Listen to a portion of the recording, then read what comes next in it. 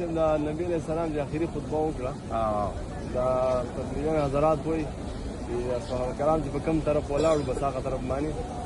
هر سړی هغه طرف ته تللی دی که څوک مشرق ته ولاړو مشرق طرف ته که څوک مغرب که څوک جنوب که څوک شمال دې باره کې لکه لاړه بیا واپس نه دي راغلي واپس نه دي راغلي دا خبره صحیح ده خبره دا ده که نه نبی علیه السلام په دې کې ولاړو او صحابه کرام په دې کې خطبه یې ورکړله که نه او دا وی چې هل بلغتو خدای ما دین را ورسو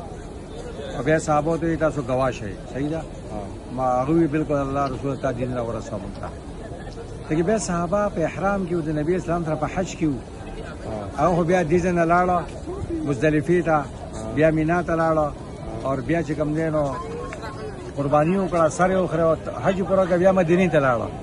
دا عقل هم نه مني چې کوم لمخ خو هغه پر لاړه بیا واپس نه دي راغلي که نه نو دا خو د عقل هم خلاف ته عبادت یې پرېښو حج یې پرېښو څنګه لاړه او بیا واپس نه دي راغلي دا خو بالکل دروغجنه خبره ده تبلیغ اهمیت او فضیلت په خپل زمانه خو هغې لپاره دروغ ویل نه دي پکار صحابه کرام بیا کور ته لاړه صحابه کرام حج پوره کړه ارکان یې پوره کړه بیا مدینې ته لاړه صحیح ده او دین هغه بیا رسو په خپله طریقه باندې کومه چې دا نه چې کوم له مخه جو لاړه احرام کې حج یې پرېښو فرض یې پرېښو لاړه بالکل بېوقوفي خبره ده او مولوي صاحب دې مطلب دا چې دا دلته چې دې نه که ډایرکټ تللی نو حج کوم فرایض پاتې دي هغه ډایرکټ لاړه لکه ته به مونځ کې نیم مونځ پرېږدې نیم لاړ شي داسې دا خبره درسته نه ده نه دا خو دروغ دي دا خو شریعت نه د عقل نه در سره خلاف ده بېوقوفه خبره ده